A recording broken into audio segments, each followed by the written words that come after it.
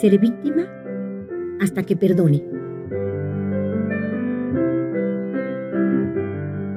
Quiero compartir contigo algunas experiencias que nos narra Stephen Covey en su libro Los 7 hábitos de las familias altamente efectivas. Me parece un libro muy valioso y estas experiencias que expone aquí Stephen Covey van a llenarnos de entusiasmo nuestro corazón. Una mujer compartió lo siguiente: vengo de una familia muy unida. Siempre estábamos juntos. Hijos, padres, hermanos, hermanas, tíos, primos, abuelos. Nos queríamos mucho. Cuando mi padre siguió a mi madre en su muerte, fue una pena muy grande para todos. Los 4 hijos nos reunimos para repartirnos las cosas de nuestros padres. Lo que sucedió en esa reunión fue algo tan impredecible que nunca me recuperaré. Siempre habíamos sido una familia emocional.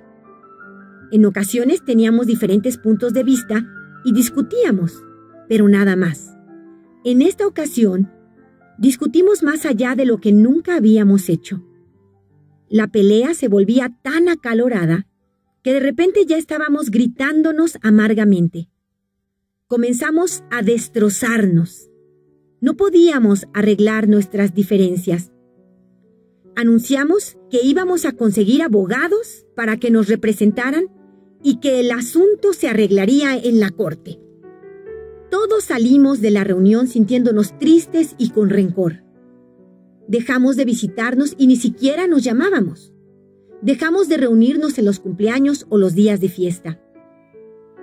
La situación continuó así durante 4 años. Fue el juicio más difícil de mi vida. Con frecuencia, sentía el dolor de la soledad y el espíritu de la falta de perdón y la amargura y las acusaciones que nos dividían era horrible. Mientras mi pena se hacía cada vez más grande, yo pensaba que si realmente me querían, deberían llamarme. ¿Qué les pasaba? ¿Por qué no me llamaban? Aprendí entonces el concepto de la cuenta de banco emocional.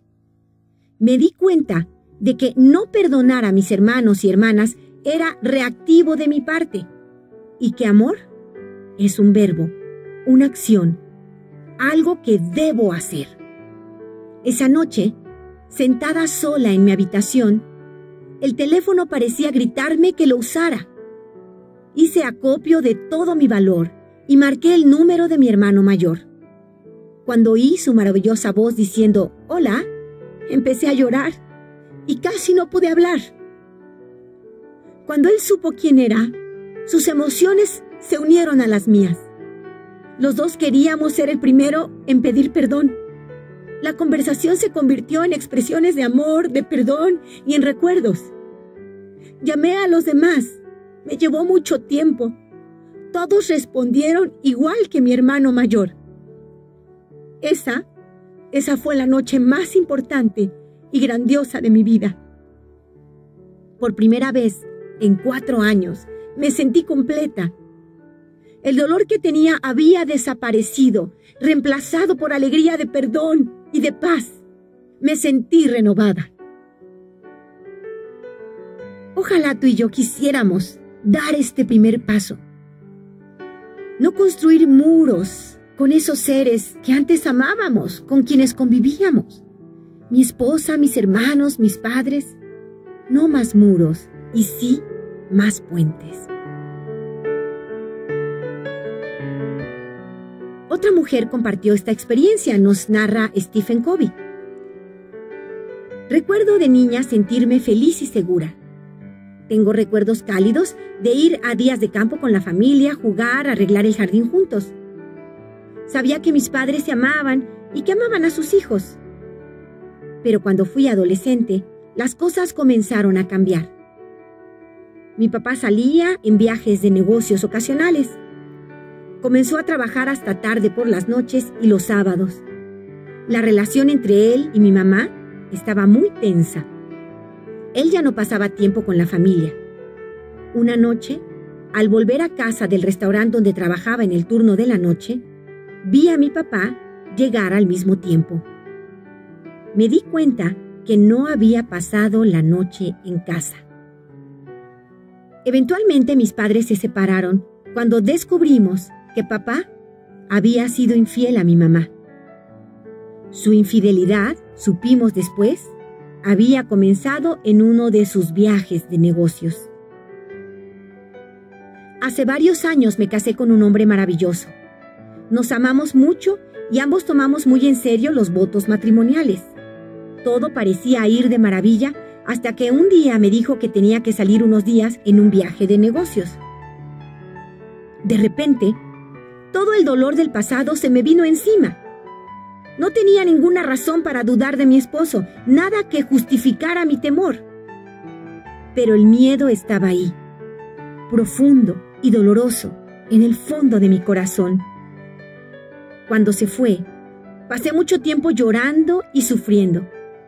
Cuando intenté explicar mis temores, sabía que él no me entendía. Estaba totalmente comprometido conmigo y no veía sus viajes como un problema. Pero desde mi perspectiva, había un gran peligro. Él no me entendía porque en su familia nunca se había dado una situación en que alguien hiciera lo que mi padre hizo. Mi esposo fue a varios viajes de negocios durante los meses siguientes.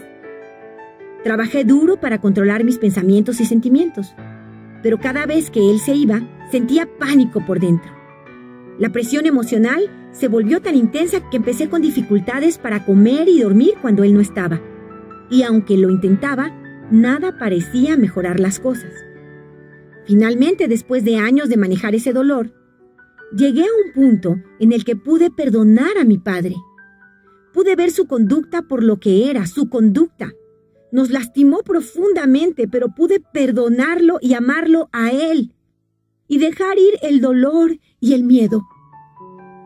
Eso se convirtió en un punto importante en mi vida.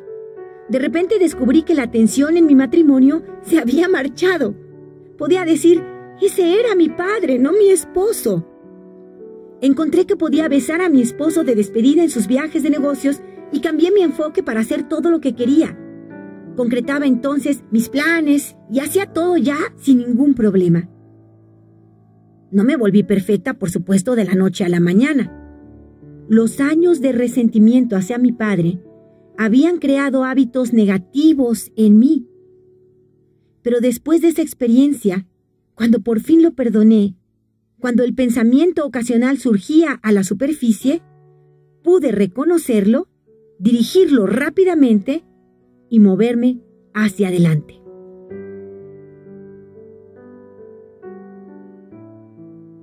Estas dos experiencias que nos narra Stephen Covey nos hacen reflexionar. La verdad es que tú y yo seremos siempre unas víctimas hasta que nos decidamos a perdonar.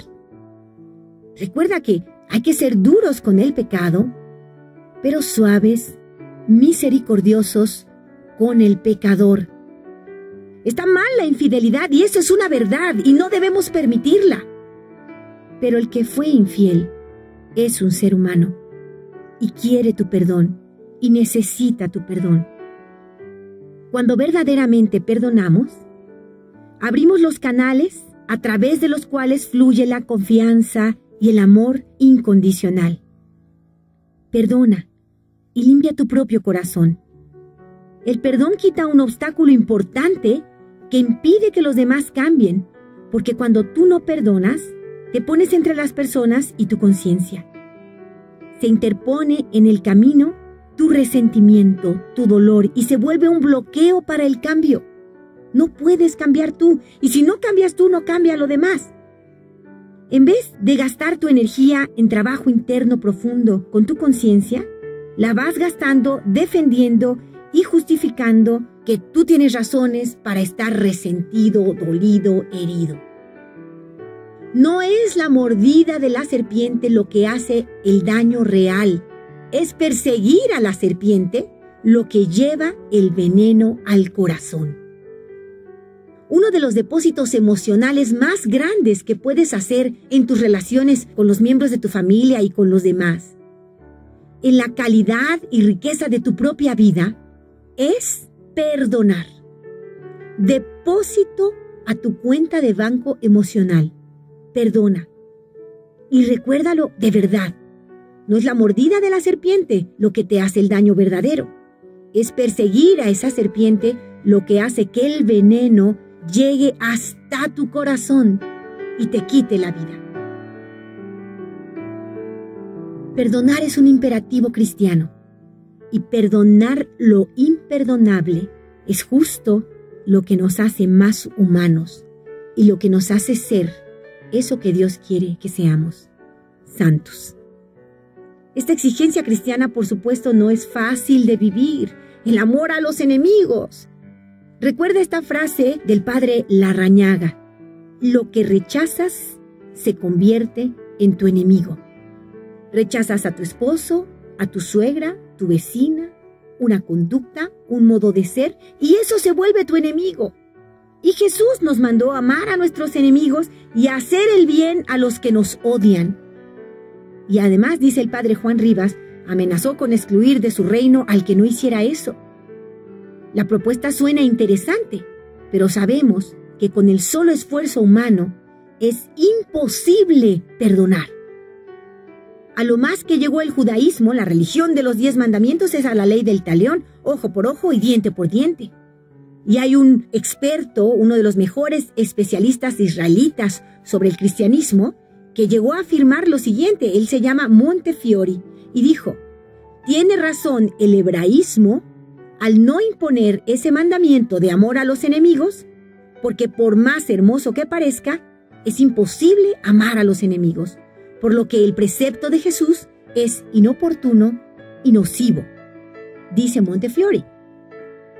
Pero Cristo dice: ama a tu enemigo. No hay ningún chiste, ningún mérito en amar a los que nos aman. Cristo vino a cambiar, a transformar la historia, invitándonos a amar justo a ese ser humano que más trabajo nos cuesta amar. Sé que es difícil, pero con Dios todo es posible. Déjate renovar por Él. Pídele a Él que te ayude a perdonar, que te permita perdonar de corazón, que Él entre a ti y sea Él quien perdone. Tú no puedes, díselo así: yo, Señor, no puedo, te necesito, lléname de ti.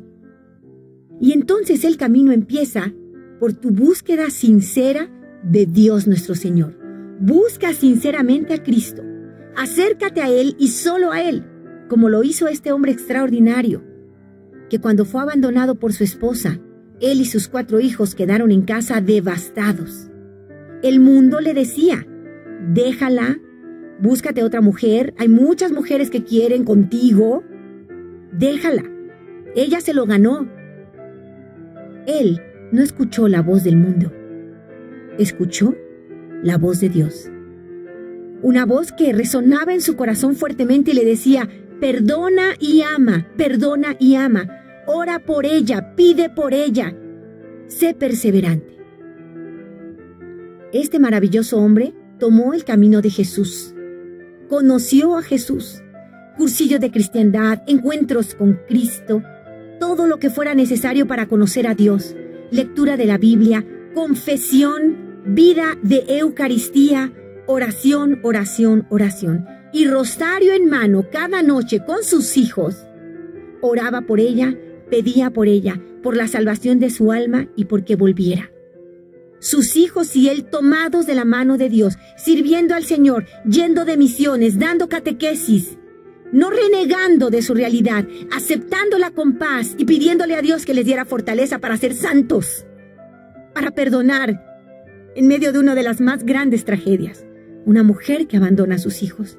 Ellos no juzgaron, ellos amaron y perdonaron. Y no fue rezar el rosario todos los días por un mes o por un año. Fueron muchos años, 4, 5, 6 años, para que al final ella regresara al hogar. Mamá volvió y había fiesta en casa.